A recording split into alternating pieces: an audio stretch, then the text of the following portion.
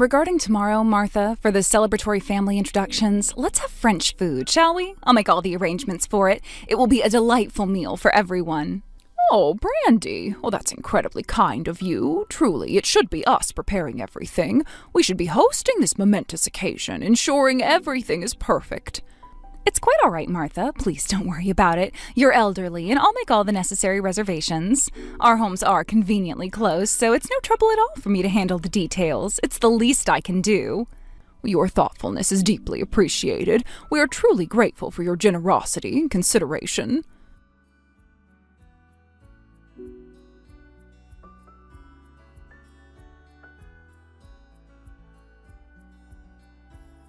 Brandy, what a performance that was! It was truly a spectacle of petty cruelty. I can't believe you actually made me think I'd be served French food. To go to such a significant introduction, a day meant for unity and goodwill, and have you deliberately not prepare French food for me alone? To deliberately exclude me in such a blatant, humiliating way. This is an act of malice I've only ever witnessed in melodramas. This is a first for me, in 69 years of life, to experience such a despicable, mean-spirited act from someone I was supposed to be joining as family. At my age, you'd think I'd seen it all, but no. Life still manages to surprise with its capacity for cruelty. By the way, I was just handed a boiled egg. Is this your idea of a meal? Martha, you didn't eat anything, did you? Such a shame. How truly sad. Here, for the poor pension-dependent old woman, who apparently couldn't manage to bring her own meal, a single boiled egg. It's simple, humble fare, but perhaps it will suffice. Do try not to choke. We wouldn't want any unfortunate incidents. Brandy, why would you do something like this? What possible justification could there be for such a deliberate and calculated insult? I understand I am not Clara's birth mother. That fact has been established and acknowledged countless times. However, I am still her mother in every sense that truly matters. I raised her, I loved her, and I continue to care for her deeply. I don't deserve this kind of treatment. I have committed no offense, no transgression that warrants such a public and personal affront. Oh, I know. I'm well aware of the details. There's no blood relation, is there? You keep bringing it up as if it's some profound secret. It's common knowledge. I believe your daughter was named Clara, correct? An adopted child brought into your family, not born into it. Brandy, my daughter Clara came to us through adoption. She is our precious daughter, cherished and loved as if she was born of our own flesh and blood. She is and always will be a vital, irreplaceable part of our family. What does that have to do with anything? How does that historical detail justify your abhorrent behavior today? It means that a grandchild born to a daughter with no blood relation to you makes you a stranger, doesn't it? It's quite simple. There's no shared lineage, no ancestral bond. Strangers cannot be trusted. They always betray you. My family, on the other hand, is bound by blood, by an unbreakable natural connection. Brandy, wait a moment, please. Please, just consider your words. Are you, by any chance, implying that our family relationship, forged through love and commitment, is somehow illegitimate? Are you actually stating that because there's no direct blood tie between me and my beloved grandson, Daniel, that we are nothing more than strangers? That our bond is meaningless? Yes, precisely. That's exactly what I'm saying. It's audacious for you to even claim the title of family. It's an act of presumption, an arrogant overstep of boundaries. You have no right to that claim. You're an outsider. Brandy, that's enough. Absolutely enough. I can tolerate insults directed at me. I've faced my fair share of rude people in my life, and I can endure personal attacks. But I will not permit this mockery and insult against my sacred relationship with Daniel and my late daughter Clara. They are my family, bonded by love and shared life, not just by genetics. You have no right to diminish or deny what we are. This is unforgivable. Wow, you're scary. You'll collapse from high blood pressure if you get that angry. Honestly, you should calm down. Strangers should leave. You don't belong here. This is a place for real family to deepen their bonds, for those connected by blood and tradition. Don't act like a victim when you're clearly in the wrong, when you're attempting to impose yourself where you don't belong. Besides, our family has a company. You should be grateful that a poor man like Daniel, your grandson, got to marry into our family to gain this connection to wealth and prestige. Consider yourself fortunate. I'll just call for my car to take me home. Poor people walk home. Pensioners like you don't contribute to society. You merely consume resources. So you should fend for yourselves and find your own way back.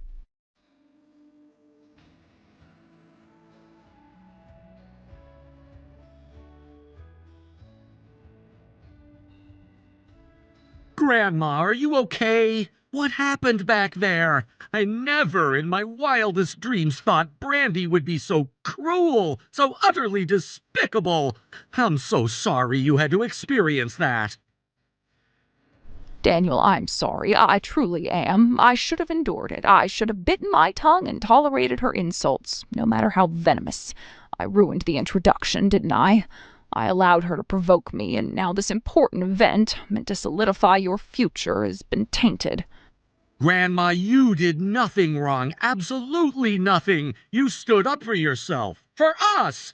And besides, I just left that place. I couldn't just stand by while she said those unforgivable things to you, while she attacked our family's very foundation. It was an insult to both of us.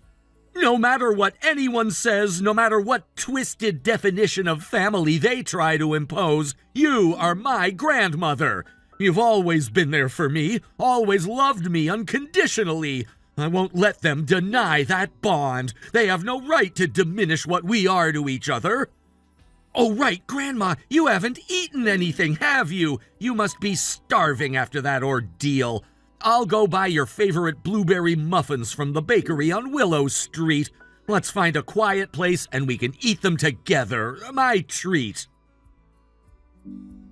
Well, thank you, Daniel. You truly are a good man. I'm so happy you grew up to be such a kind-hearted, empathetic person. Your compassion is a testament to the love you've been shown. It's all thanks to you, Grandma. You raised me after Mom and Dad died in that terrible accident. You were there when no one else was. You picked me up when I was at my lowest. You taught me what real family means, what true love and dedication look like. Still, Brandy and her family are even more troublesome than I heard.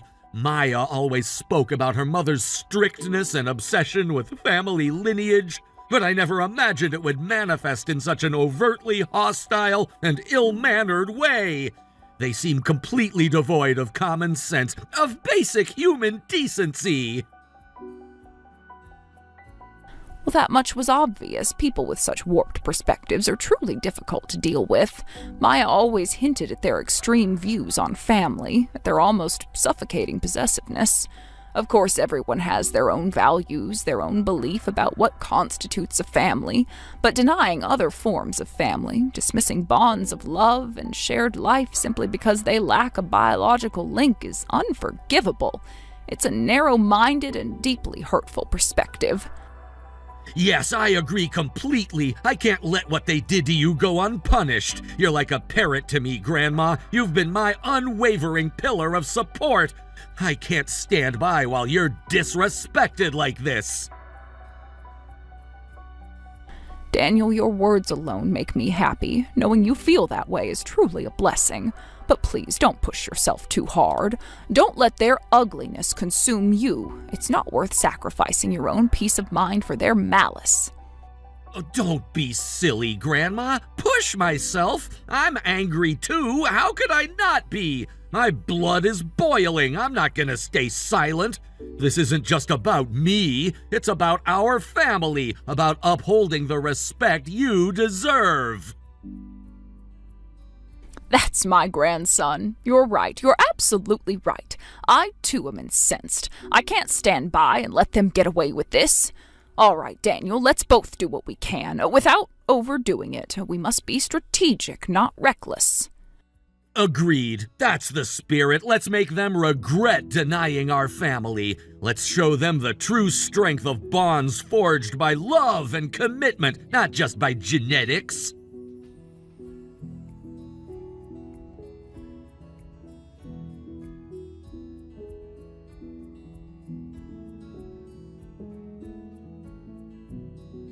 Martha, how is it that a poor pensioner, a woman who presumably lives on a meager state pension, arrived in a luxury car with a driver, no less?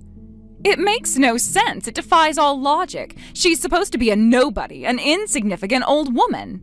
Brandy, what do you mean, how? I am, after all, an advisor to a company, a rather substantial one, actually. I gave up my license early due to my age, as driving becomes increasingly difficult and dangerous in my senior years.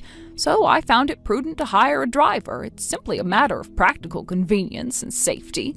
An advisor? An advisor to a company? Are you implying you also own a company? Are you actually trying to suggest you have some kind of significant financial standing?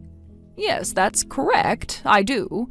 I believe your family has traditionally managed a company, haven't they? A long-standing enterprise passed down through generations, if I recall correctly. Yes, and thanks to that, our small company has grown to the level of a medium-sized enterprise, a respectable business that has been a cornerstone of our family's prosperity for decades. We've built something substantial. I suppose yours is just a small, shabby company run by an old woman who probably has no real idea what she's doing. A mere hobby, no doubt. Brandy, it's quite impressive that you've managed to grow your company through years of dedicated effort. That speaks to a certain level of commitment and perseverance. My company, however, was inherited from my daughter and son-in-law, Clara and Thomas, after their tragic passing. So I didn't build it from scratch, unlike your family. Therefore, I truly admire that your family started a business from nothing and has continued to grow it through generations. That's a different kind of achievement. Huh? Wait a minute. Your daughter and son-in-law's company? How could a company be inherited by you, someone with no blood relation to the original founders? That makes absolutely no sense. It goes against all established norms of inheritance. Brandy, it's a deeply sad story. My beloved daughter, Clara, passed away during Daniel's birth, leaving behind a profound void. A few years later, my son-in-law, Thomas, Daniel's father, was diagnosed with a terminal illness.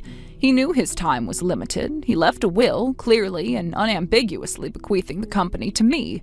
It was his way of entrusting me with the care of his only son, Daniel, and with the legacy he had built. He wanted me to be Daniel's protector, his guardian, and the steward of their shared dream. Blood relation is not the only definition of family, Brandy. Not the only criterion for trust or responsibility. At least for us, for Daniel and me, we are family, bound by love, by shared grief, and by unwavering commitment, no matter what anyone else says or thinks. Thomas must have been so regretful, so heart-wrenchingly sad to leave this world. He lost his wife, Clara, and had to leave behind his young son, Daniel, and a newly established company, a dream he had poured his life into. So I felt it was my solemn duty, my moral obligation to protect and nurture what they had entrusted to me, to ensure their legacy endured.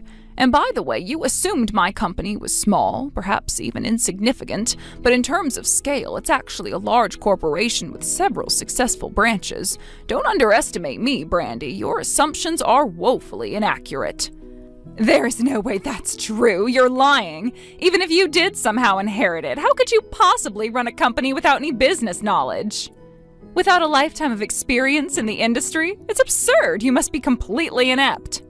Brandy, I relied on the colleagues Thomas trusted implicitly, the people who were with him from the very beginning, who shared his vision. You're right, I have no innate business knowledge. I'm not a born entrepreneur. I wasn't even involved in the company initially. It was their domain. It made absolute sense to entrust the company's daily operations to those who helped establish it and worked hard alongside Thomas. They possessed the expertise and the loyalty. Unbelievable! Entrusting a company, a family legacy to a stranger, someone not bound by blood or family loyalty, that's an act of utter madness. Brandy, I knew I lacked the necessary skills for direct management. That was a clear, pragmatic assessment. However, by relying on others, on these so-called strangers, and accepting their expertise and help, the company has grown significantly. It has not just survived, but thrived.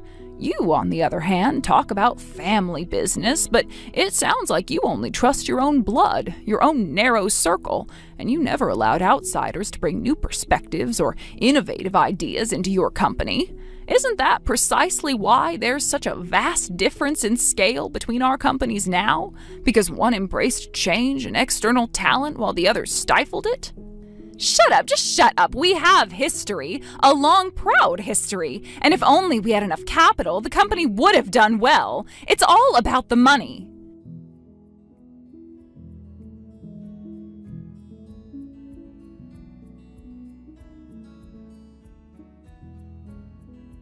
Daniel, Maya's grandmother. If she owned a company, she should have said so. We could have used her connections. Even without blood ties to her adopted child, she's the founder's mother. That means you're the successor, right? Since we're going to be a family, you should support us. We're having trouble with funding right now, a serious capital crunch. Hello, Brandy. That's quite a presumptuous request, isn't it? My marriage to Maya has nothing to do with the company.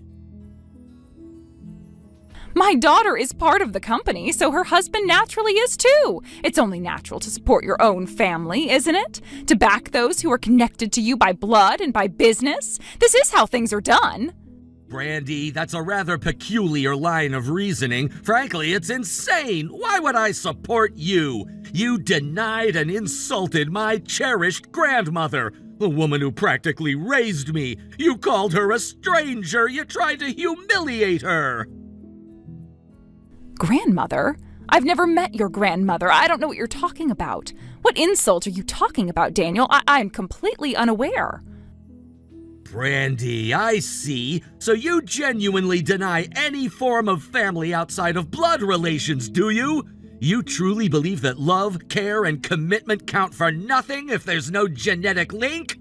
The person you so cruelly dismissed as a stranger yesterday is my grandmother. She is my family. She raised me. No matter what anyone says, no matter how much you try to redefine reality, she is my family.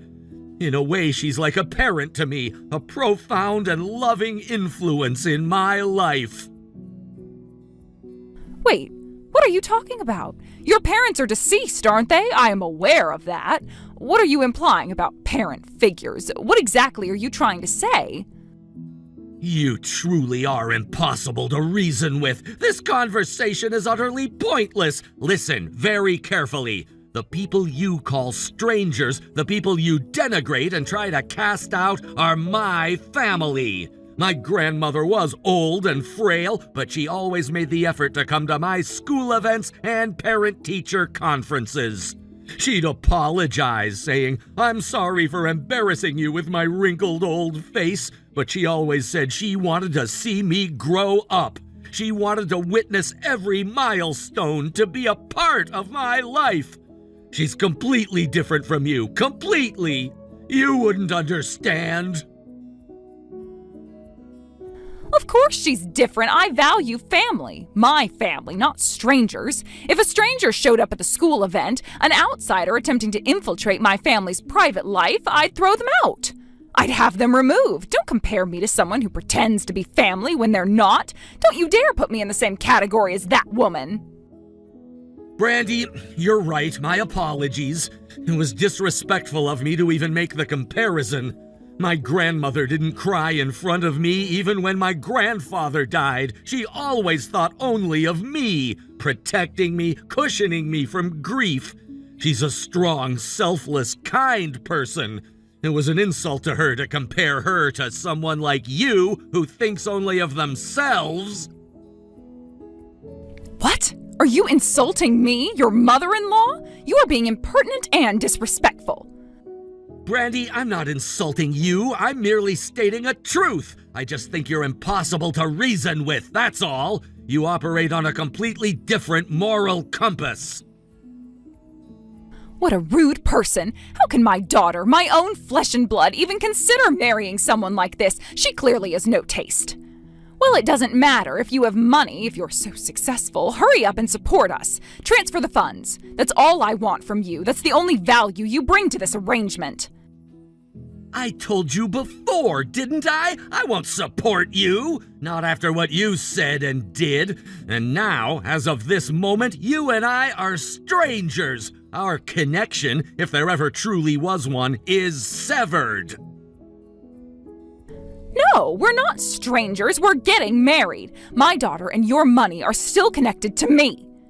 I'm breaking off the engagement with Maya. I will not marry into a family that disrespects mine. So there's no reason for me to support you, no familial obligation whatsoever. I came here today for introductions, to unify our families. But I can't accept someone as family who wouldn't accept my grandmother as family. It's a non-negotiable principle for me. So, If you'll excuse me, I'm going to discuss this with Maya now. I'll make sure she understands why this painful decision must be made. Wait, don't you dare! If it's a discussion, I'll be there too. My daughter can't do anything on her own. She's still a child in many ways. She needs my guidance. Important discussions, especially ones concerning her future, must be handled by parents. Brandy, this is a discussion about my and Maya's future. It is a private matter. Please do not interfere. You're not relevant to this conversation.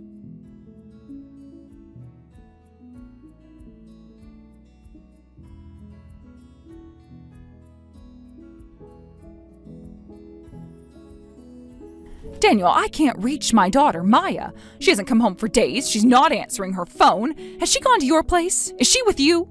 If I can't reach her and I can't reach you either, I am going to call the police. I will report her missing. Hello, Brandy. Yes, I'm in contact with Maya. She's quite all right. Really? Oh, thank goodness. That's good. Then, can you tell her to contact me immediately? Please, she seems to be ignoring my texts and calls. She won't respond to anything. Brandy, that's not possible. Maya has blocked you on every platform, every line of communication. What? No, that can't be true. Blocked me? She would never. Oh, don't make such awful jokes, Daniel. This isn't funny. Brandy, do you think it's a joke? Do you truly believe I would lie about something like this? Then check her room. Look for yourself. Her belongings are gone, every last one of them.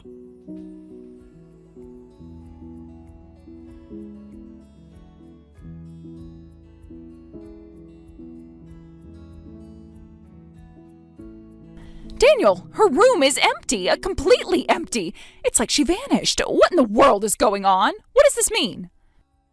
Brandy, can't you see? Can you not grasp the obvious conclusion? She's left home, permanently, to cut ties with you, to be free. Daniel, why would she do something like that? Why would my own daughter abandon me? Brandy, Maya and I discussed it. We talked for a long time, deeply and honestly. I told her we couldn't get married if things continued as they were, with your control over her life. And then she told me herself she wanted to leave home and sever all ties with you. She couldn't bear it anymore. I've been consulting with Maya for a long time, for months, even years. She's been at her limit with your excessive possessiveness and control for as long as I've known her.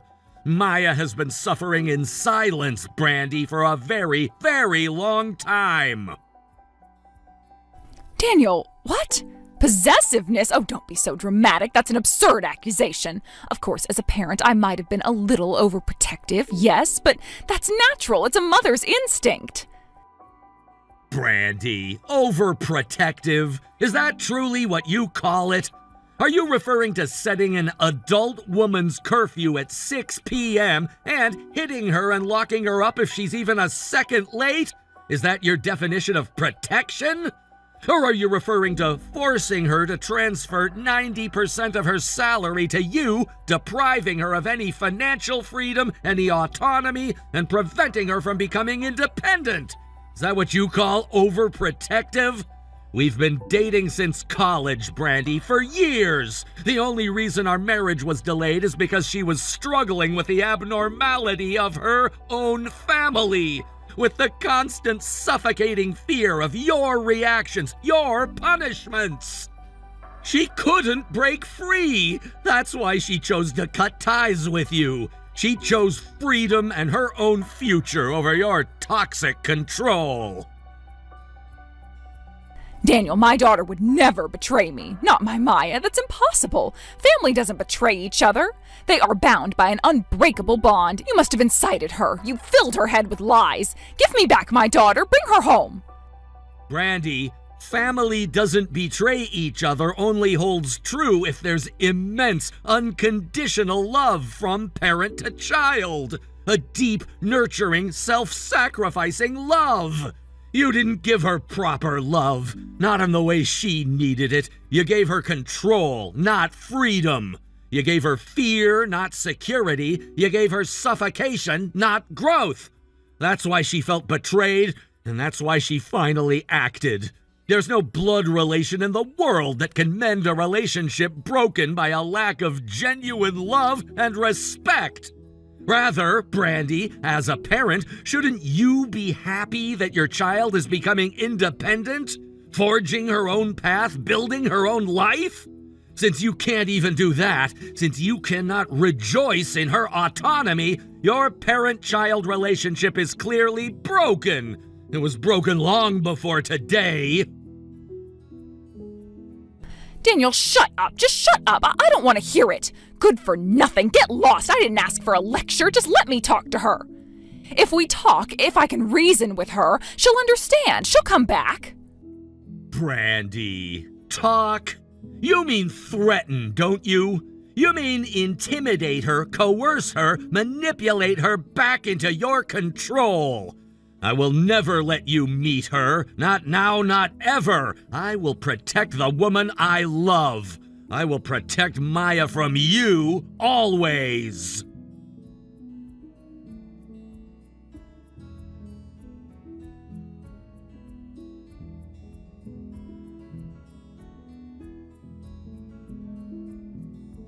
Grandma, thank you for looking after Maya. You've been a lifeline for her. It was good that she finally left her family's house, but she was quite unstable afterward, emotionally fragile from the shock of it all. Your calm presence has been invaluable. It's all right, dear. It's only natural. It takes immense courage for a child to defy a parent, especially one as controlling as Brandy. The emotional toll is profound. Even if she doesn't consciously want to feel that way, instinct and years of conditioning can make her feel a deep sense of guilt and betrayal for leaving. In such times, it's best to settle down in a calm, safe place away from the source of her distress and allow herself to truly heal and process everything. If an old woman like me can be a good listener, a comforting presence, I'm happy to. I simply want to provide a sanctuary. I'm truly grateful, Grandma. You've been her anchor. It's comforting just to have an older person listen to her, someone who understands the nuances of family dynamics and provides a non-judgmental space. How is Maya doing now? Is she regaining her strength? I'll buy anything she needs on my way home from work, anything at all. And you too, Grandma, don't hesitate to ask for anything you might need. Please consider it done. Oh, you're so kind, Daniel. Your generosity knows no bounds. It's only natural, Grandma. This is what family does for each other. Besides, I'm not her grandmother, so some things might be hard for her to talk about with me. Some of the deeper, more intimate feelings. But I think Maya might be able to confide in you, Grandma. She trusts you. She respects you. Oh, right. Since this whole incident, it's become clear that you own a company, right? The very large one with multiple branches. Maya sees you as a formidable company owner, a successful business leader, and she wants to discuss an important matter with you. When she's settled and feeling stronger, would you mind listening to her? She has some significant proposals. Of course, my grandson's fiancée is like a grandchild to me. She's family now in every way that counts. If I can help, if there's anything within my power, I'll do anything. I'll make time for her.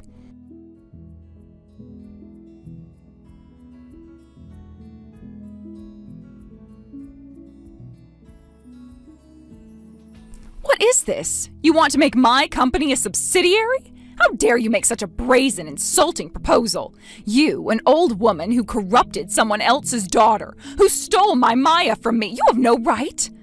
Brandy, you're saying harsh things, but that's simply your perspective. This proposal came directly from your daughter, Maya. It was her idea, her initiative. Maya? My Maya would never. That's impossible. She wouldn't undermine me.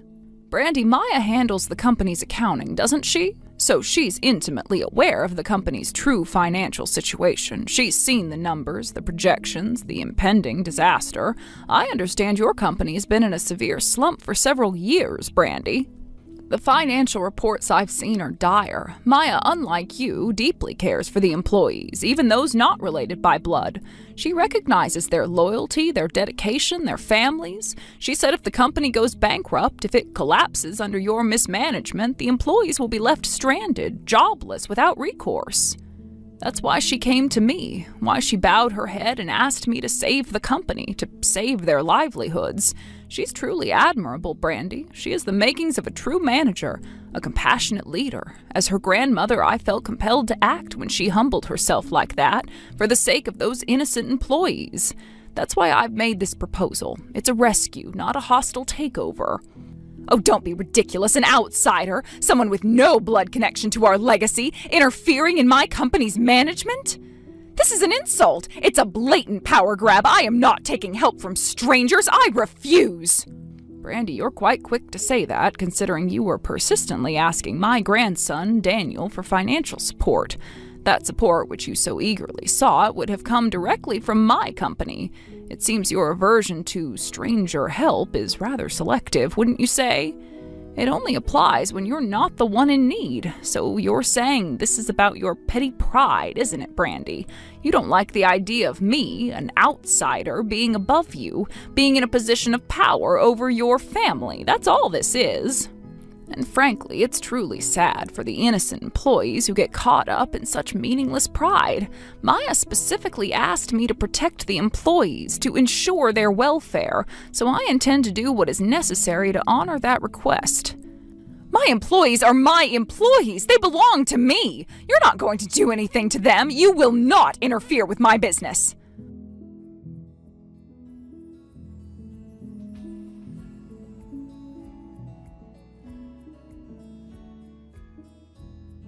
All my employees are suddenly moving to your company, every single one of them. What kind of fraud did you commit? What kind of unethical tactics did you use?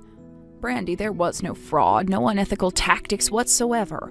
It was all thanks to Maya's integrity, her genuine concern for them, and your profound inability to lead. When Maya finally cut ties with you and the news of your rejection of the subsidiary proposal reached the employees, a rejection that would inevitably lead to their unemployment, it caused them great anxiety. They were facing ruin. So when Maya relayed that my company would accept them, that there was a safe harbor for their careers, all of your employees, every single one of them, decided to transfer. It was their choice based on sound judgment and a desire for stability. Unlike you, who only trusted your relatives, Maya truly cared for her employees. She valued their loyalty, and that's why they trusted her, not you. What? They all believed my daughter over me? Their own CEO? The woman who built this company? Brandy, that's right. That's exactly what happened. You, as a manager, didn't think about your employees. You only considered your immediate family's interests, your own profit, your own pride. This, Brandy, is the direct consequence. This is the bitter harvest of your short-sightedness and selfishness. Rest assured, we will take responsibility for your former employees here. They're now our employees, and we will care for them. How is any of this reassuring? How can I feel safe when my company is being stripped bare?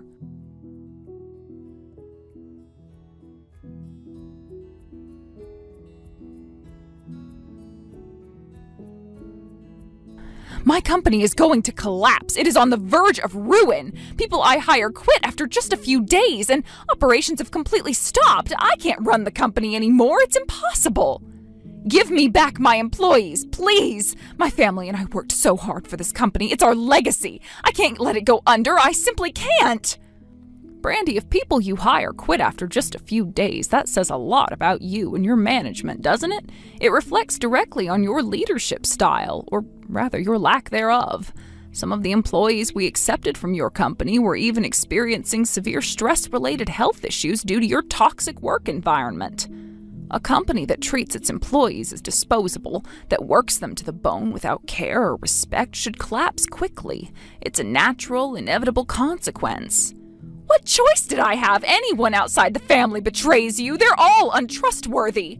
Since there's no family connection, they all just quit without a second thought and run away irresponsibly. It's all their fault. Brandy, it's understandable that you can't trust strangers. Perhaps something in your past, some deep-seated trauma or insecurity, must have made you feel that way. However, humans are meant to support each other. We thrive in community, not isolation. We build and grow through collaboration. Blood ties or family names have nothing to do with it. It's about shared humanity and mutual respect. That's not true. That's absolutely not true. We've just been betrayed by our non-family employees, by the very strangers you claim we should trust. Brandy, the loneliness and ruin you feel now is not due to a lack of blood ties in your company. It is due to your own character, your profound lack of empathy and respect for others. Listen carefully. No one will be kind to someone who doesn't value them. No one will go above and beyond for a leader who sees them as disposable. Your current situation, Brandy, is simply the result of everything you've done to others, the callous way you've treated everyone around you. If you can't be kind to people, if you can't see them as anything more than tools for your own profit, then please try to manage with just your cherished family. That's all you have left. It's a mistake to rely on me or anyone outside your immediate circle, because you and I are strangers, and you've made it clear that you can't trust strangers. This conversation is over.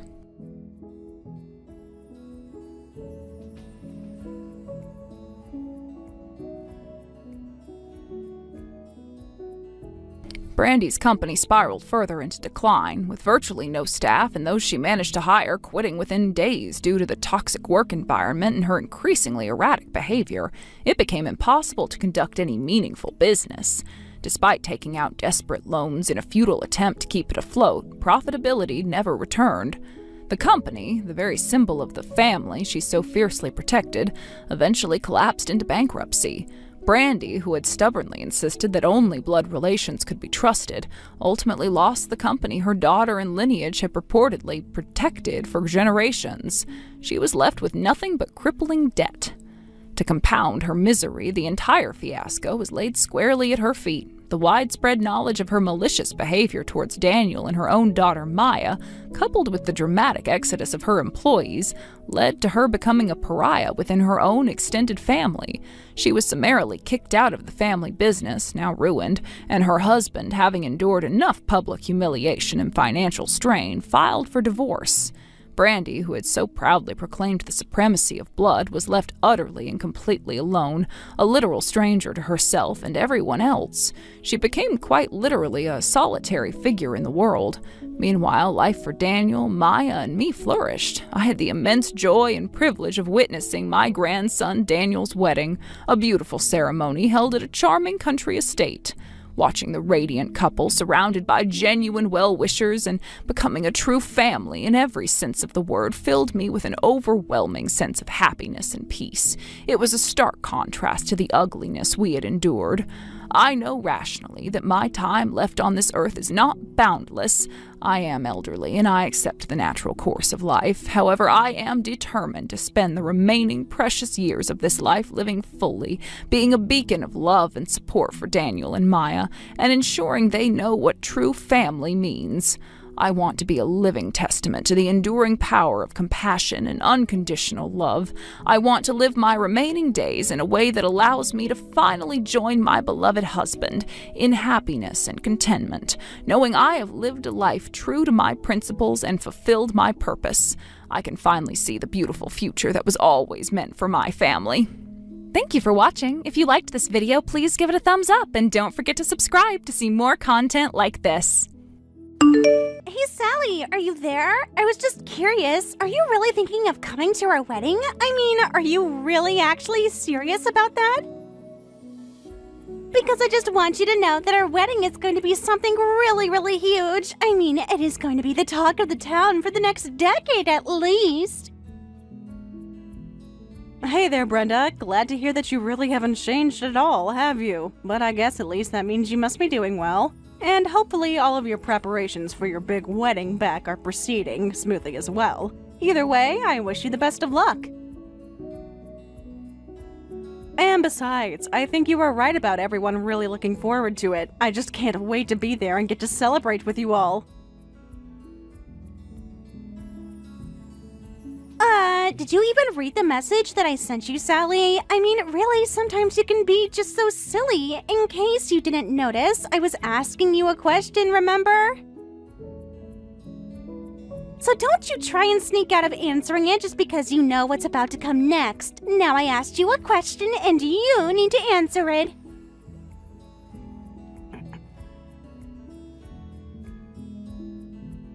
Oh, I see. I guess I thought that was just a rhetorical question, really. I mean, after all, you are getting married to my brother, so I figured it would be obvious that I would go to the wedding.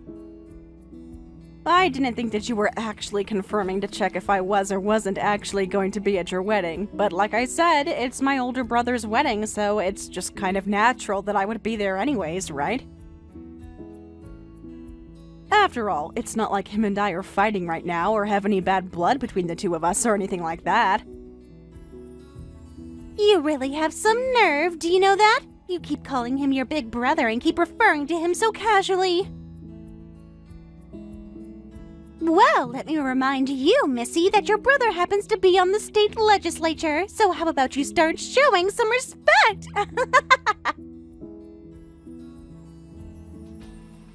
Sorry, I guess I'm a little confused right now. I mean, of course I know what my brother does for a living, but no matter what he does or what he becomes, he's always going to be my big brother first, and I don't think anything is going to change that.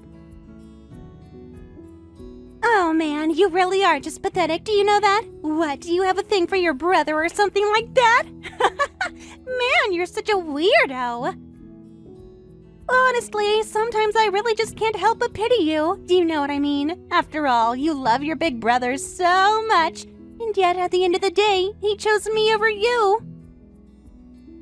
Not only that, but that makes me the wife of a member of the state legislature. But where does that leave you, huh? I'll give you 3 guesses.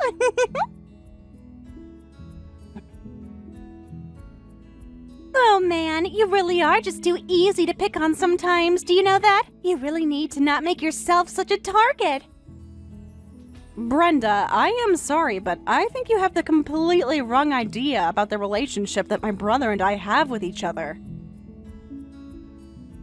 I mean, not only is what you were implying pretty gross and rude, but also I am not jealous of you one bit for being married to Mark.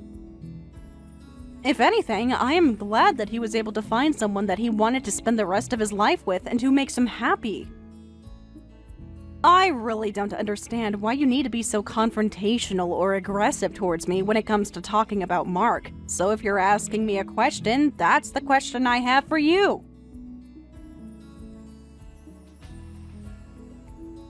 Oh wow, you have got to be kidding me right now. Don't tell me that you think that just because you're the little sister of a member of the state legislature that you have any kind of high social standing than any other ordinary person.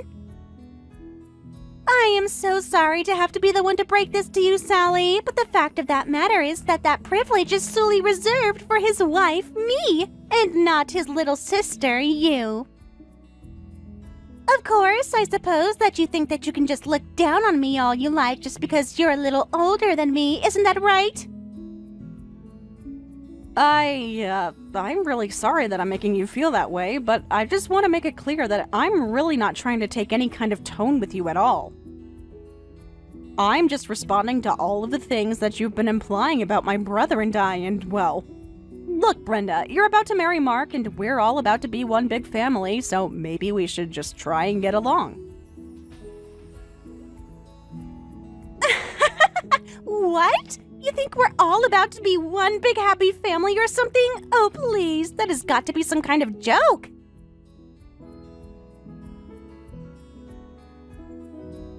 Honestly, do you think that after Mark and I get married that we're ever going to want anything to do with mere peasants like yourselves?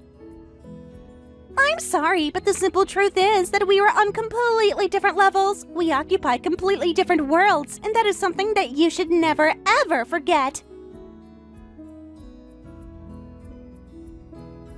Really? That's how you and my brother are going to be after you get married? And this is something that Mark has endorsed as well? Because somehow I really can't see a man like him ever thinking that it was okay to treat other people that way.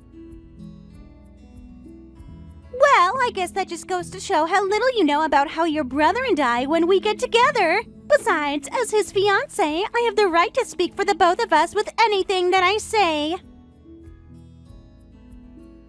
So you better just watch yourself, Sally, because the fact that you're Mark's little sister is only going to protect you for so long, do you understand me? So whatever you do, just stay out of my way and don't ever try and cause any trouble for me. Brenda, I really am sorry to say this, but I think that you need to really change your attitude with regards to all of this. I just mean, well, I think that you might end up regretting things in the future if you're the one who keeps this up.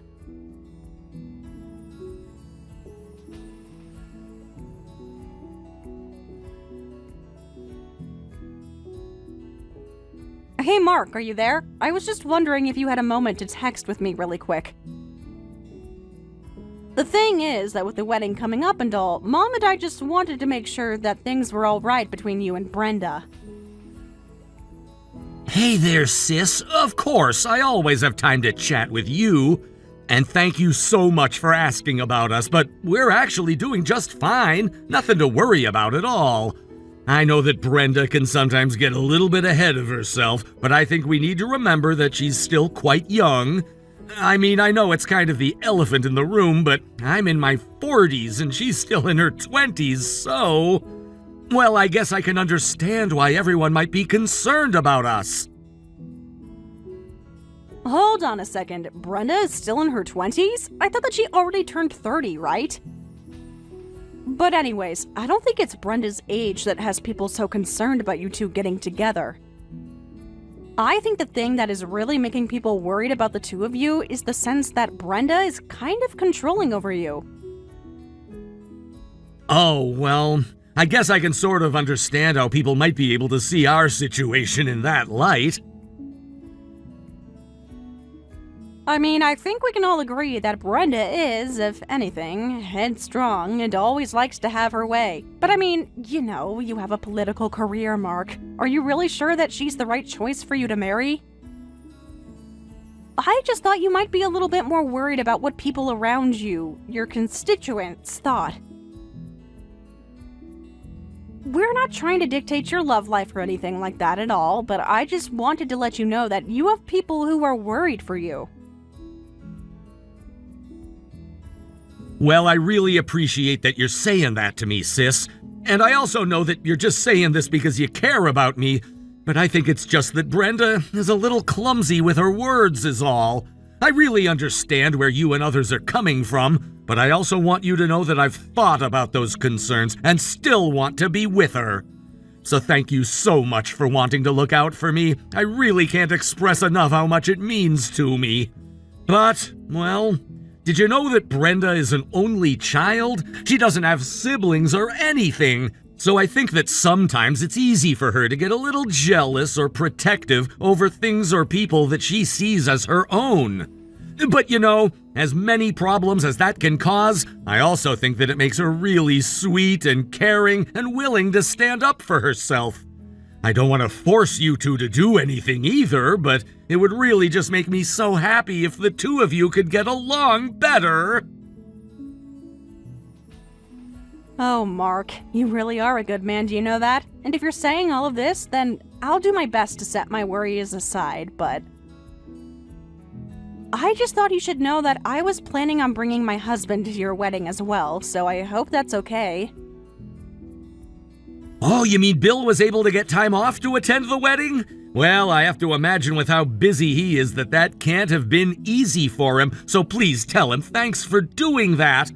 Although, yeah, I guess there is a chance that his presence there might cause a little bit of tension in the air at the wedding, but he is your husband, and so I'm more than anything happy that the both of you will be there to help us celebrate our wedding.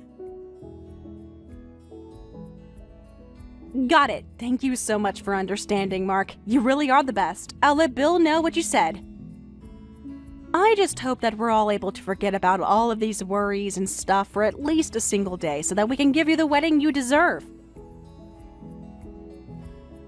Anyways, I'm sure that you're really busy with lots to do, so I will leave you to it and we will talk later.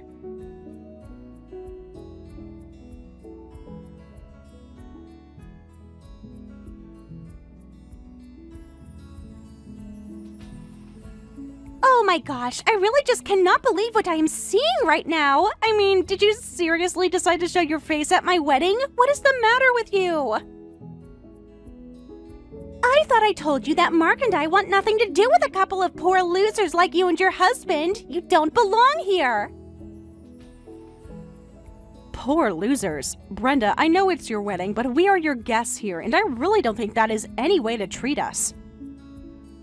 You think I give a damn at all what some little nobody like you has to say about anything? I thought I already told you not to bother showing your face here. Just get lost already.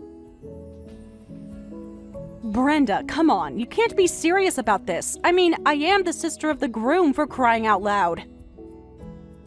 And you think that means anything at all to me? I told you that there is no place for people like you here. You just don't belong here. It is that simple. Honestly, why in the world do you think that you and your poor husband belong here? I told you that you and I exist in different worlds. And here, at this wedding, my wedding, it's the world of the rich, the famous, and the powerful, and everything that you're not. How many times am I going to have to tell you? You really have just completely lost it, haven't you? I can't even talk to you like this. Well, good. I don't want you talking to Mark or I, since I know that you're just after his money and influence anyways. But if I've told you once, I've told you 3,000 times. It means nothing at all that you are Mark's little sister. You are going to get nothing from either of us. And we certainly don't need the likes of you at the wedding for a member of the state legislature. So you can either go home, or I'll make sure your husband never finds work in this town again. Oh, really? And you think that you have the power to do something like that to my husband? In fact, you know what? I don't have time for this. I have tried to be patient, but you have really pissed me off. I am going to make sure that you get what is coming your way. Mark my words. Oh, please. You really think that either you or your husband has the power to do anything? And besides, do you really think that Mark doesn't have the authority to do whatever he wants to the likes of your husband? Or rather, do you not think that I, as the wife of a member of the state legislature, don't have the power to do just that? I really just don't even see the point of keeping up this conversation with you at all. So on that note, I think my husband and I are going to go leave this wedding and go home. I just have to wait for Bill to finish making the rounds, saying hi to everyone here first.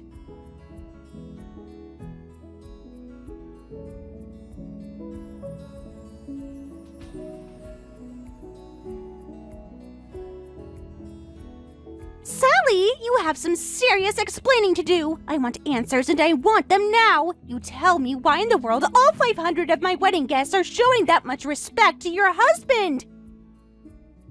Just who in the world even is this Bill guy that you married anyways? You mean you really don't know who my husband is at all? I guess that must not pay attention to the news very much. He's really quite that famous. Quit playing with me and just tell me who your husband is already. I am not going to be toyed with like this. Well, in the news they keep calling him Colonel Bill, and that's just because, well, that's just it. He's a colonel in the army. And in these parts of the country, that rank in the army tends to outshine local legislators by just a tad, don't you think?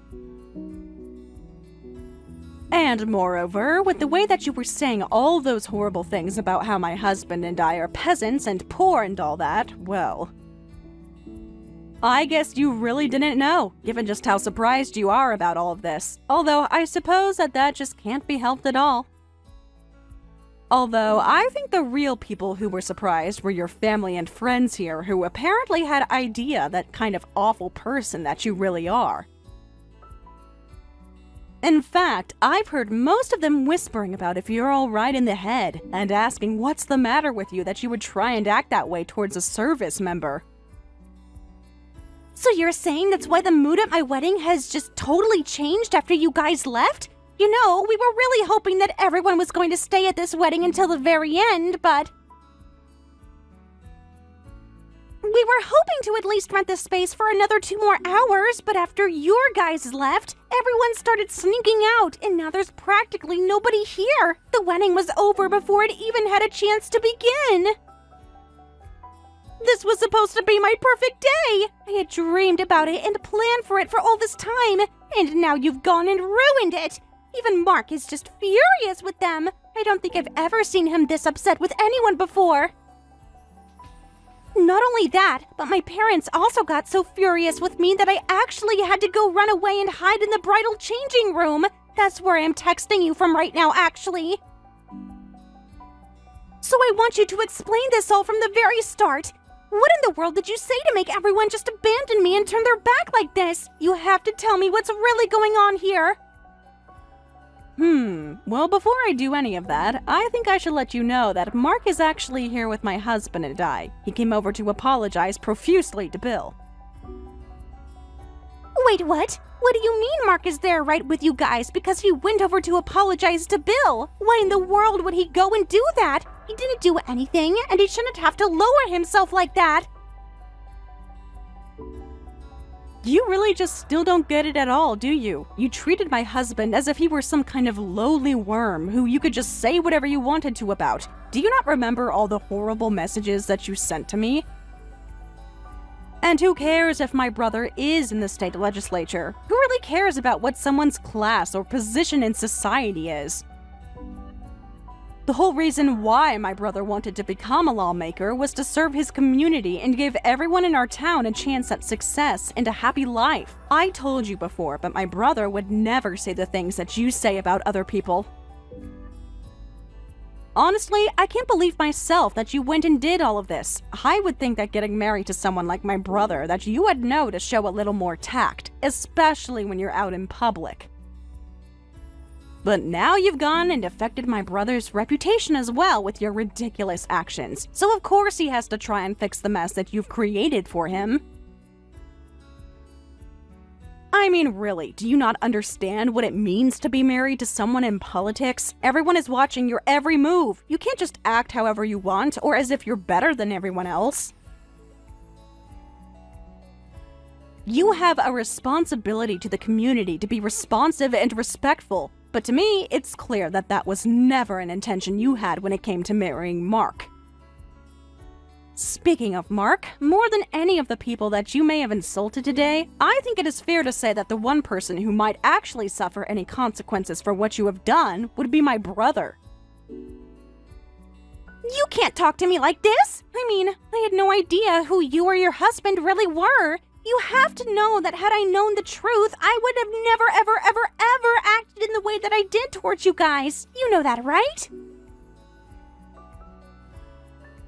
I don't really care what you have to say for yourself at this point, Brenda, but it is clear that you have not really been reading a single word that I have said. I mean, honestly, even if I was poor as you kept calling me over and over again, that is still just no excuse at all to be throwing people out of a wedding that they had been invited to. Do you understand that? So, when you hear about the kinds of things that people have been saying about how crazy you have been acting today, just know that they are perfectly justified in everything that they're saying.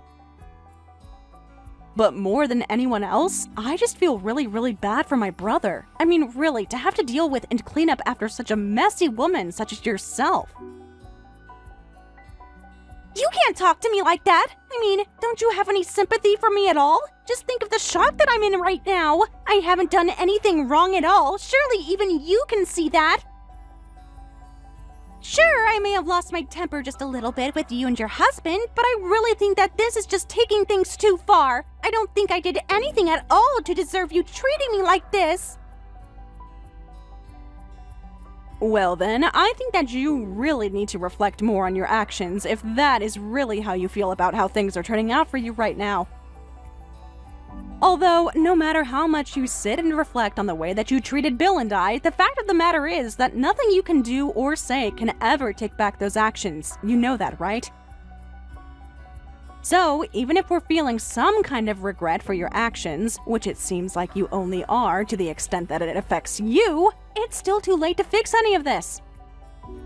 Everyone who went to your wedding is already thinking and saying as much as far as you and my brother are concerned. I mean, you really made a big mistake.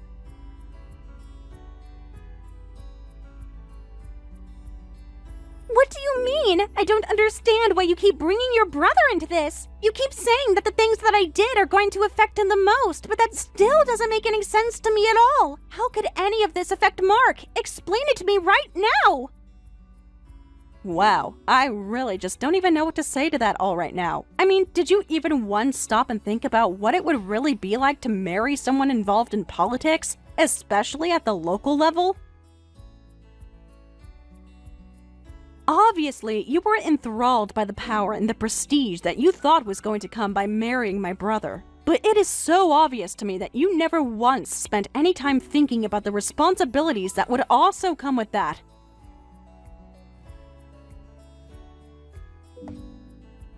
In a nutshell, now the people who support and vote for my brother are going to look at what you've done and think about his choice of spouse. Imagine you're a voter and a candidate asking your vote also has a completely selfish, rude, horrible spouse, and they are asking for you to vote for them. I know for a fact that if I was a voter, I would find myself questioning the decision-making process of that candidate and wonder if I could really trust him with decisions that would affect not just myself, but my whole community. My brother spent his whole career before he met you trying to work his was into the community and build actual credible trust in himself as a politician. And now you've gone and set him back to the start. I won't let you get away with how you've treated me, my husband, or my brother. But, I mean, you have to understand that I was never trying to do any of that in the first place. Surely you know that I would never want to hurt Mark in any way at all, and I would certainly never want to affect his career in the way that you're saying that I did. All I wanted to do was get you and your husband out of the picture, and this was before I knew who you and your husband really were. So surely you can see now that this is all just one big misunderstanding, right? We can make the public understand that too, can't we? Well, you should know that my brother is really upset with you. I mean, how did you think that he would respond to the things that you said about his family? And this isn't just about the horrible things that you said to my husband as a service member, but you really seem to underestimate just how close my brother and I really are. Because if you thought that he was going to just sit back and let you insult his little sister like that, well, then you're really even crazier than I might have thought at the very start. But surely, even someone like you can understand why my brother would be so upset at the way that you treated me, right? I told you that my brother probably wouldn't be happy to hear any of the things that you were saying about not only myself, but society in general. I tried to warn you and tell you to cool yourself down. I told you that you and I were going to be family soon, and that we were going to have to try and get along for the sake of keeping that all together. I gave you plenty of heads up that if you kept acting like this, that it wouldn't end well for you. Well, okay, I know that you did tell me all of that, but I mean, I thought you were trying to scare or intimidate me. I thought you were trying to talk down to me as if I didn't know any of what I was talking about. I didn't think that you were actually being serious. Well, if you thought that everything that I was telling you was just for myself, then that is just another thing that is on you. Honestly, I know that my brother said that you're still young, but that is no excuse to be this stupid. But anyways, it really doesn't matter now that you've already gone and ruined everything. Nothing you say is going to fix what you've done, and it's far too late to try and talk yourself out of this mess now. If you have anything else left to say, you can go ahead and say it to my brother, because I, for one, am sick and tired of having to put up with your lousy personality.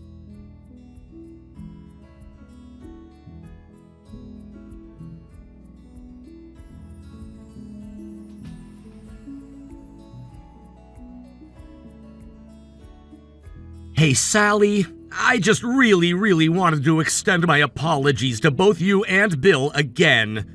I mean, I just had no idea the kind of person that Brenda really was. Or maybe that's not true. Maybe I did see the signs and I just wanted to ignore them or hope that they would fix themselves with time. I guess maybe I really wasn't as careful with all of this as I should have been. But anyways, that is still no excuse for not taking what you were saying to me seriously. I really should have listened to what you were trying to tell me about Brenda, and I'm sorry for not listening to you. Oh, Mark, you know you really don't have to apologize to me for any of this. After all, it's not really your fault. Besides, more than anything, the person that I'm most worried about right now is you. You also must have been looking forward to this wedding, and then it had to end in the way that it did. But what do you think you're going to do about Brenda now? After all, I don't really think that people are going to be eager to change their minds about her anytime soon. Yeah, you're probably right about that. It isn't going to be easy, but I have a lot of important decisions I need to make if I'm going to have a future in this town's politics. But that's for me to figure out. I just again really wanted to say how sorry I am to both you and Bill for how all of this unfolded. You two are my family, and neither of you deserved a single word of the horrible things that Brenda thought it was okay to say to you. And if there is one thing that I'm certain of, it's that I could never be with someone who treats my family the way that Brenda treated the two of you. On that point, I am certain about what I have to do. Oh, Mark, you really are such a sweetie. Do you know that? I mean, I just know that you didn't mean for anyone to get hurt, and I really can't imagine how this whole situation must be tearing you up right now. Of course, I think it's fair to say that nobody, not you or Bill and I, or anyone who showed up to the wedding could have guessed how things were really going to go. But you know, maybe this is your chance to get up in front of the public and make clear your stance about all of this. After all, you're such a great public speaker, and I just think that it might be good to get ahead of this before the situation gets any worse for yourself, you know? I think that you're right. I do need to do my best to make all of this right and make sure that the public knows how sorry I am. But more than anything, I need to make things right with you and Bill. I'll go and talk to Brenda and make her go to your house to apologize to the both of you in person so that we can start getting past this. Mark, that is really sweet of you to think of going that far, but that's not really what I want to happen at all. In fact, I really don't care whether or not Brenda apologizes to Bill and I. I think the fact of the matter is that the two of us would be just as happy if we never ever had to see her again. Now, I know you said you made your mind up, but I don't think it's our place to comment on your relationship, so I won't. You know that I think it's usually wrong to give ultimatums, so I'll just say that I think we are probably going to avoid anything where Brenda is going to be. I don't want to see her or talk to her. I had already given her the benefit of the doubt and extended my hand to try and be friends with her over and over and over again, but she constantly threw my efforts back in my face. I see. No, you're right. I didn't think about it like that, but you're absolutely right. I think I might have to go do some thinking about what needs to be done. I'll get in contact with you soon, okay?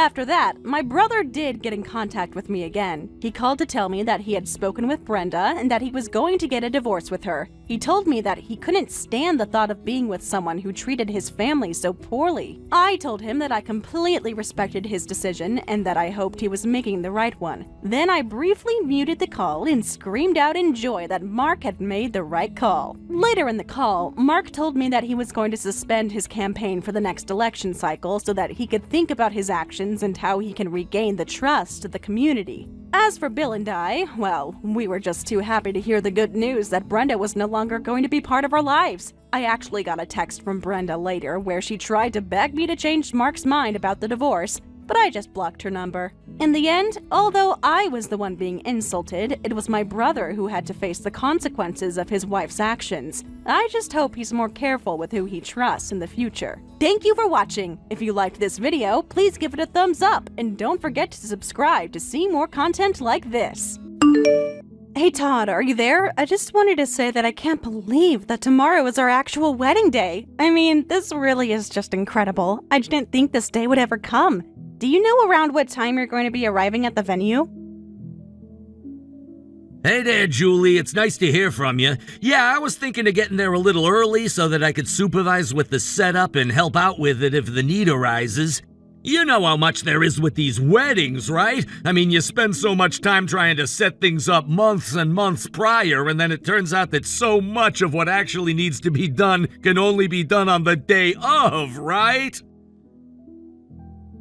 Yeah, that is probably a good idea. I know that there is so much that can only happen on the day of, but I really appreciate you working so hard to make sure that this is the best wedding ever. And please, let me know if I can help.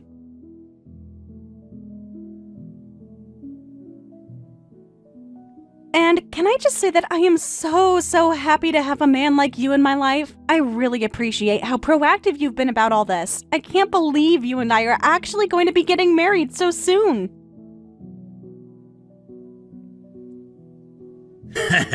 Yeah, it really is gonna be something, I can tell you that. In fact, I'm just looking forward to tomorrow so much, it's gonna be really special.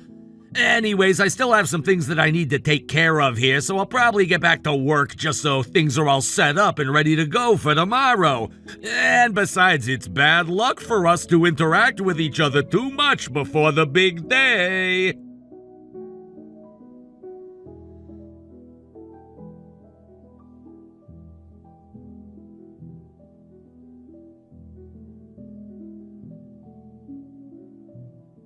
Hey Todd, are you here at the wedding venue? I'm a little bit confused. I've been looking around for you for a while, but haven't seen you. Did you run into some kind of trouble on the road or something? Did you end up getting stuck somewhere or something? Oh wait, didn't I tell you? I'm actually at the wedding venue that I booked in Hawaii right now. In fact, I've been down here enjoying the sunny beaches for a few days now, really. Now, how's that for a wedding day surprise? I bet that never once in a million years did you ever think that you'd be getting a message like this, right? You must be so distraught. I wish I could see your face right now.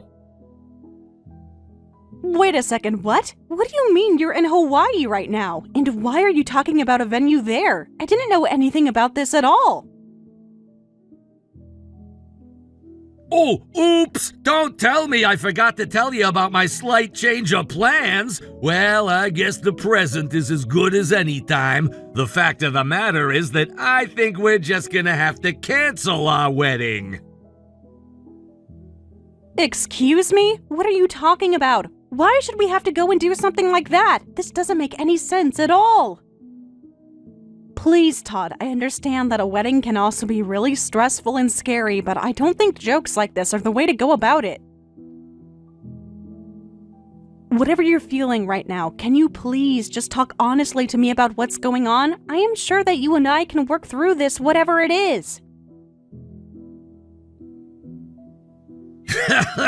Oh man, this really just goes to show you how little you actually know about what's going on. You think I need your patronizing tone that just oozes through the text? Well, the fact of the matter is that I'm not in Hawaii alone right now. In fact, I'm with the real love of my life, and her and I are gonna be getting married here. Not only that, but both of my parents know about this and are here in Hawaii as well. Not to mention all the guests on my side as well. Actually, I was surprised how many people showed up. The venue's already super crowded. But wait, none of this makes any sense at all. I mean, are you really telling me that you're in Hawaii with some other woman right now? Please, Todd, there has to be some kind of mistake. I mean, you wouldn't actually do this to me, right? Please tell me that I'm just not understanding something correctly. That is the gist of what I wrote out to you, is it not? I mean, do you really need me to type out the same thing twice just so that you can understand it? Yes, let me make this perfectly clear for you. I am in Hawaii right now with the true love of my life so that we can get married here. And that is the reason why you and I are not gonna be getting married. Do you understand? Besides, she is just so much better than you in every single way, especially where it really counts, her money. Heck, I might not even really have to work after I'm through with everything here. Hold on just 1 second. Does that mean that you've been cheating on me this whole time? Is that really what you're telling me? But then, I don't understand. Why didn't you just tell me all of this from the very start? Why wait until the day of our wedding to tell me the truth?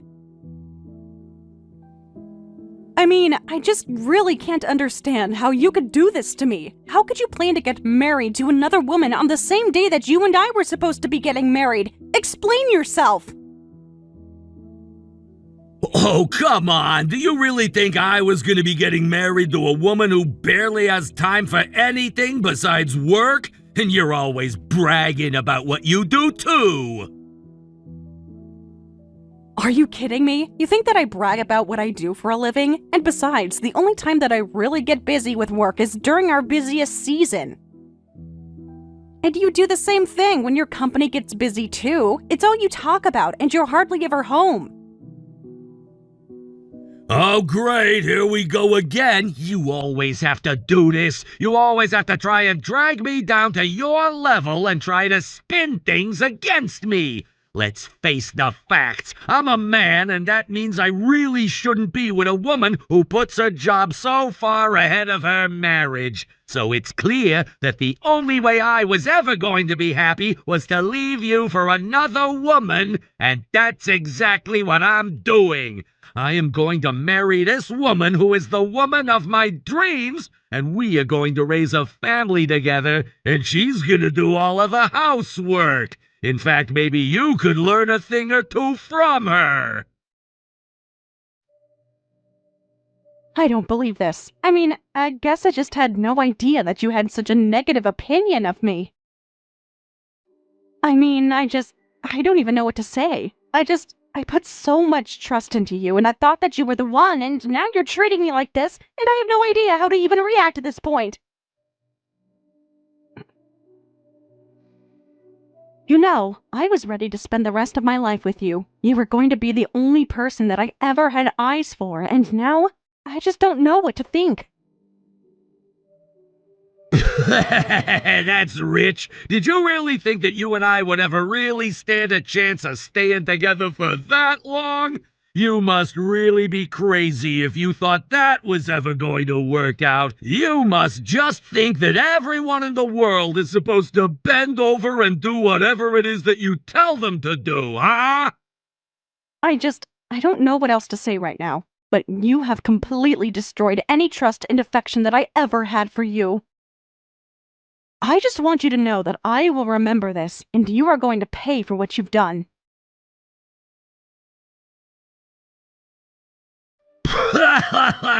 Oh man, you are just so bitter, it is hilarious. But I know that these are nothing but the pathetic little barkings of a beaten down dog. So I'll just say that I am overjoyed that I'm finally able to leave you. I never, ever, ever want to see your hideous face ever again.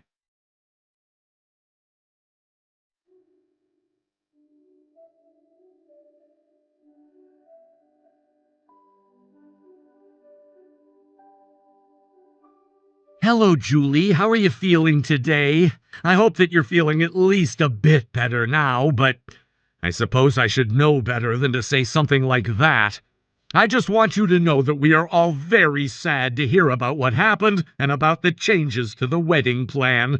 If there's anything that I can do at all to be of any service to you, please let me know. John, I'm so sorry. You helped me prepare so much for my big, big day, and I was really looking forward to it. But the wedding's off. I tried talking to Todd and figuring out what was going on in his head, but, well, it sounds to me now like he was telling the truth about all the horrible things he was saying to me. I never ever thought that something like this would ever happen to me. I mean, what kind of person would do something like this, right? Oh dear, well, I am so sorry to hear that, Julie. It's not something you should be concerned with. You must be mentally and physically exhausted. I, as well as the managers of the venue, have taken care of notifying guests and all the arrangements. Please rest well for now. It sounds like you've been through a lot. Thank you, John. Honestly, you saved me. I cried so much, I couldn't show my face to anyone. I just can't believe that this has happened on today of all days. I mean, really, of all the cruel and heartless things that one person can do to another person, I just don't get how this could happen. Of all the terrible things. In that case, I'll prepare a warm towel and some soothing herbal tea for you. And please let us know if there's anything else that the staff here can help you with. We are all at your service, and we feel so awful that this happened to you at our venue. You really are so thoughtful, John. Maybe I was wrong to trust someone's kindness so quickly like this. Oh, I hope you don't mind the blubberings of a jilted woman. I'm sorry, ma'am, but I'm afraid that I don't quite understand what you're getting at when you say that. I loved him and thought he was a kind person, but it was all an act to ruin today's wedding. I was such an idiot to be deceived. Why did I ever trust him? Yesterday, I thought today would be the happiest day of my life. And instead, the first conversation I have with my would-be husband on the day before our wedding is him telling me that the wedding is off and that he's leaving me. And on top of all of that, not only is the wedding off and not only is he leaving me, but he is also leaving me to marry another woman in Hawaii. I just don't understand how someone could ever think that's okay. Miss, may I be frank with you about what I'm thinking right now? And I do hope that you'll forgive the boldness of a mere concierge commenting on your love life. Of course, John. You've already been there for me in so many ways that I really needed. I'll listen to anything you have to say to me. After all, you've been okay with receiving text after text about my complaining about everything that's happened. The least that I can do is listen to what your thoughts are on the matter. To hurt you this deeply, and for him to be happily getting married in Hawaii right now? I am just absolutely seething with rage. If I could, I'd tear him limb from limb and feed him to the sharks. I'm sorry to be so blunt, but that is just how I feel right now. Oh, John, I know that you're saying that to be sweet, but let's be careful with the language. I would hate to get you in trouble for anything. My apologies. However, you're someone who has built her own wealth without relying on your family and works so hard. For him to call such a woman a nasty woman who flaunts her money is utterly infuriating to me. I mean, is his ego really that fragile that he can't stand to be around a successful woman? Thank you, John. I can't let that guy just live happily ever after either, but I didn't even realize he was cheating. What am I supposed to do in a situation like this? I just feel like a complete and utter fool. Again, I beg that you please excuse my wording, but, well, if you want to get back at Todd, then I think it's high time that you take matters into your own hands. John, what exactly are you suggesting that I do? I mean, are you really telling me that there even is something that I can do in this situation? I really just don't know if there is anything that could be done about this right now.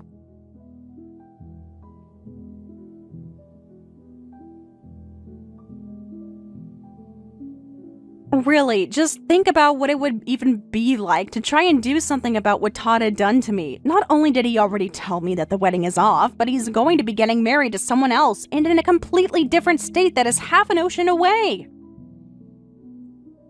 So, if you are really trying to tell me that there is something that could be done with this much distance and with so little time, then I would greatly like to hear it, because I just have no idea of anything that I or you or we or anyone could do to try and remedy this situation as it stands now. Just think, someone would have to get in a boat or on a plane or maybe some other kind of mode of transportation that would allow them to cross the ocean all the way to Hawaii if we were even going to find Todd in the first place.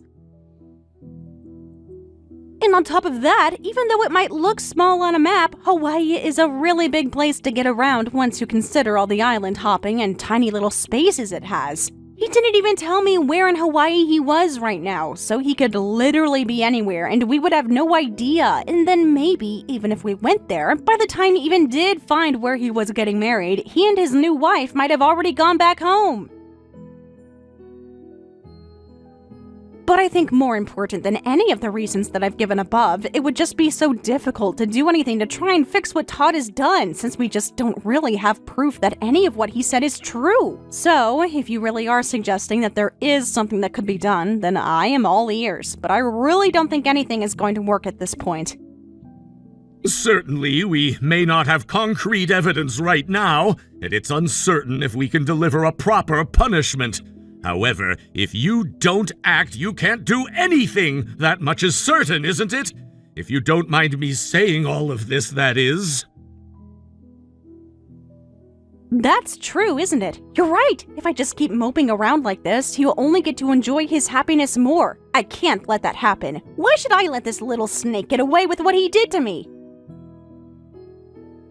You know, John, I think that you might actually be onto something. Here I was thinking that there was nothing to be done about the awful thing that Todd did to me, but that's the entirely wrong attitude to have about this. It is just like you said. If I don't try and do anything about it, then absolutely nothing is going to get done. I know I said that there was probably no way that I could possibly get back at John, but I think that now you have convinced me to get back at him after all. An awful man like that needs to learn that he is not allowed to treat other people, especially someone who he has been romantically involved with for so long, like that. He needs to learn a lesson about taking responsibility for his actions. And I think that there has got to be a way to show him that. I think that is a fine spirit to show in these times. Please let me know if there is any way that I could continue to serve you humbly in this position.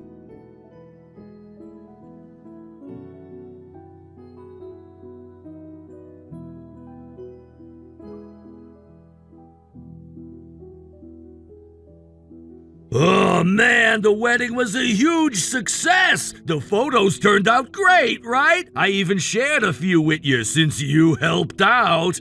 How was your wedding venue? You should send me some pictures too if you bothered to take any. Oh wait, I guess that you probably didn't even bother taking any photos since nobody showed up to your wedding at all. Isn't that right? What is the matter with you, Todd? I thought that you and I were through. Why in the world did you think it was okay to send me these photos? What's the matter with you? I wanted to see how you would react to seeing your would-be husband getting married to another woman. I just wanted to watch you suffer. We're never gonna meet again anyway. How does it feel to be outmaneuvered by someone you've always looked down on? Todd, I just want to say that I never intended to do any such thing. At least, I always considered you my equal, and because we were equals, I thought we had a good relationship based on mutual respect. But I guess I was wrong, huh? Equals? Ha! No way! We're totally different when it comes to money and how we spend it. You always want to take a taxi when you're tired, and you want a dishwasher after we get married just 'cause you want to make things easier on yourself. If you want such a luxurious life, you should stay single. I told you I wanted those time-saving appliances because I wanted to prioritize spending time with you over housework, and I only wanted to call a taxi because I twisted my ankle and it hurt. Are you seriously saying even that was me flaunting my money? It was an obvious attempt to show off, like I can buy appliances without my husband's money. Honestly, that kind of stuff was so annoying and stressful, but now I'm free from all that stress and I feel refreshed. It stings a little to have less income, but I can support one cute wife with my earnings. I'm done with a woman who'd stress me out for life. You just keep on running your mouth, don't you? Well, you won't be able to keep talking like that for long. Oh, you think you're finally free, huh? Well, I'm quite persistent. All the sadness and pain I suffered on my wedding day, I'm going to return every single bit of it to you. There's no way I'm letting you be happy. Oh no, I'm so scared. Whatever am I gonna do with a woman who nobody wants to marry upset with me?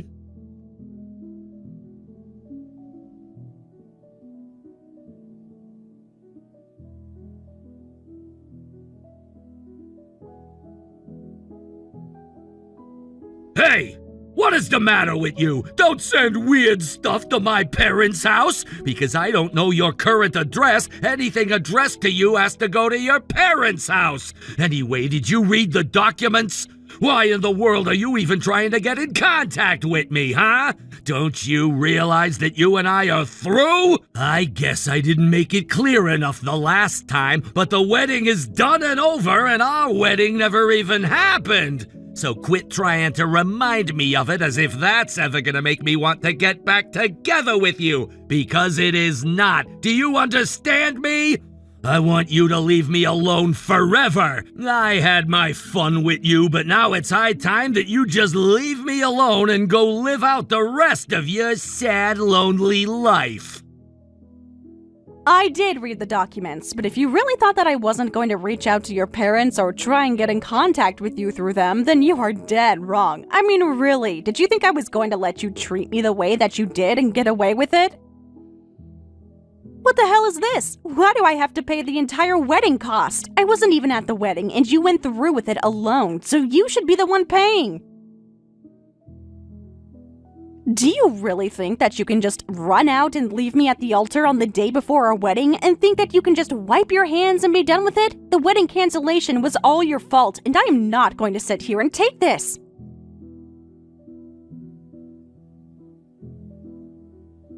It seems you haven't read the entire document. Listen, first of all, same-day cancellations for weddings incur the full cancellation fee, and the wedding was canceled because you stood me up, right? At the very least, you were already planning a wedding with your real fiancé, which means you decided not to go through with our wedding. So, isn't it your fault for not canceling in advance? Since your last-minute cancellation caused the cancellation fee, it's only natural you pay for it. That doesn't make any sense. I'm not paying a dime. Nothing you can do is ever going to make me pay. Do you really think that I'm gonna just sit here and let you try and trick me into paying for a wedding that I never wanted and wasn't even on the venue grounds to participate in? Why in the world would I ever do something like that? If you think that's realistic, then that is on you. I've hired a lawyer, so if you have any complaints, please get your own lawyer and let's settle this in court. A lawyer? There's no way you found one that fast. Do you have connections with lawyers? That's cheating. I don't have the connections that you think I do, but I do have someone powerful on my side. They told me the most efficient way to proceed, to crush you both as quickly as possible, giving you no chance to retaliate.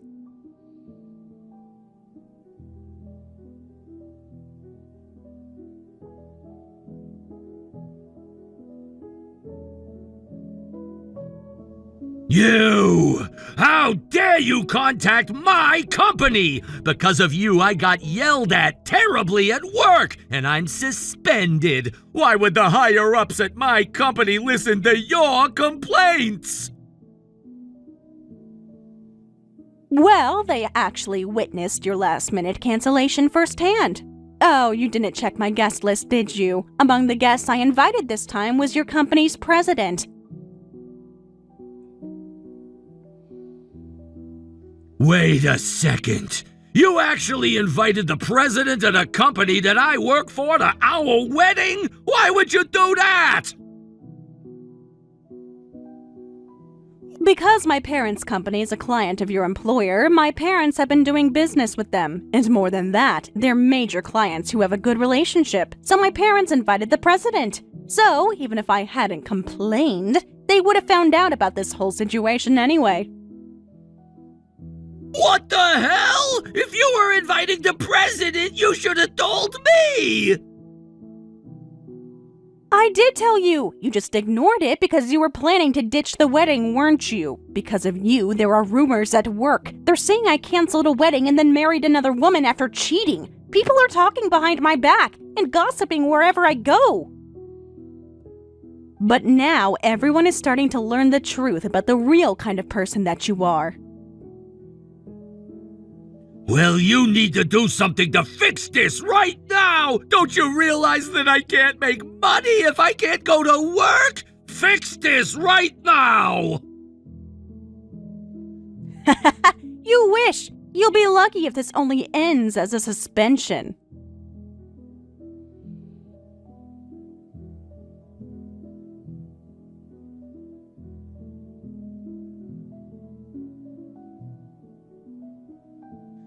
Damn it, damn it, damn it! Why am I being transferred to the countryside? You did something, didn't you? You're the one who did something. Your last-minute wedding cancellation was so malicious that my parents intervened. They thought that if they continued doing business with a company that employed such a person, their own employees might also suffer some kind of harm, so they considered canceling the contract. My parents are the kind of people who protect their employees over company profits. Canceling a business deal over a wedding cancellation? That's ridiculous! And it was just a last-minute cancellation. Besides, from my parents' perspective, they couldn't trust a man who ruined their only daughter's special day, could they? But that wasn't the only reason for your transfer, was it? You were doing only gambling during sales calls and openly slacking off in your car, weren't you?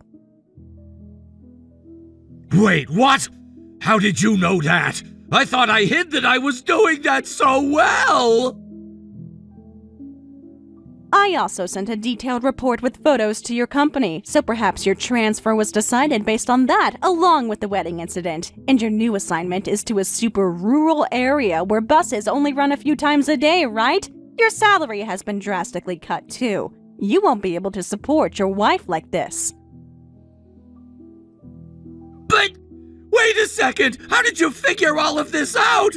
This can't be right! This can't be happening to me! How am I supposed to support my wife now? Don't you know she wasn't nearly as rich as I thought she was? That sounds to me like a you problem. So please don't involve me anymore in your mistakes. I want nothing more to do with you ever again. Do you understand me?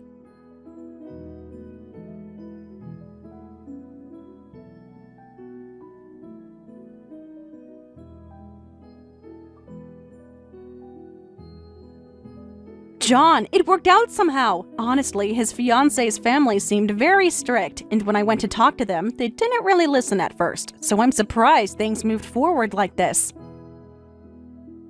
I just really can't believe that everything is coming together like this. I would have never guessed things would turn out this way.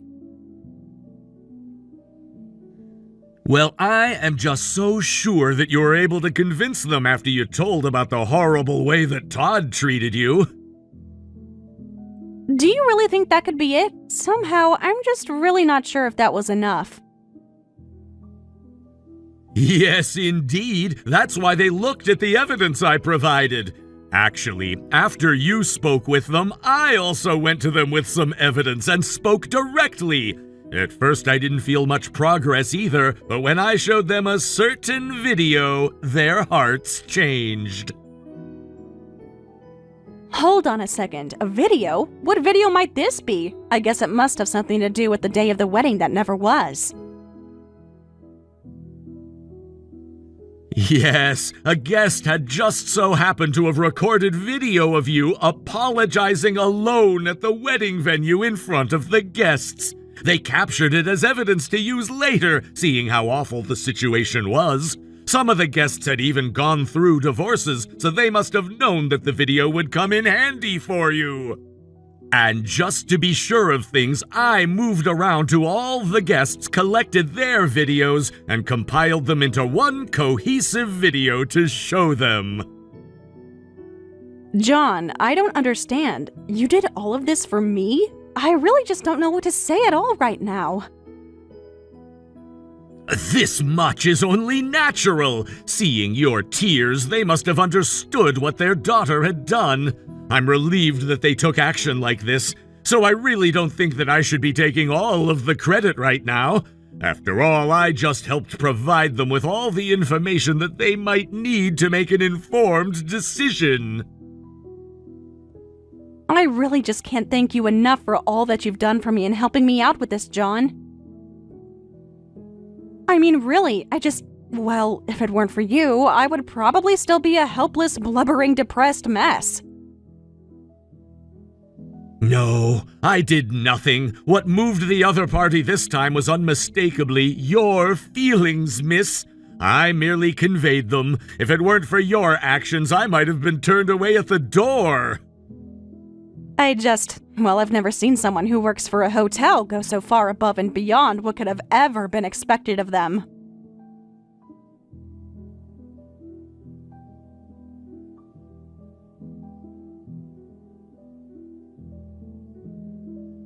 By the time everything all finished panning out and was said and finally done, Todd ended up with a criminal record. Not only that, but he also ended up losing his job for having such a poor character that would have never been allowed to fly at his company if they knew that that's how he really was. As for the family of his fiancée, they ended up having a needlessly large house that was meant to house at least 2 families, but because it was so big and because Todd lost his job, they all had no way of paying for it at all. In the end, they were forced to sell the house and move to their old house. However, their old house was also quite run down, and because of money troubles, they also had to sell and move out of that house in the end as well. As all of this was going on, Todd was desperately trying to find a new place to work, but word had gotten around corporate circles about what a horrible man he really was, and no company was willing to take the risk to their reputation that it would have cost to hire someone like that.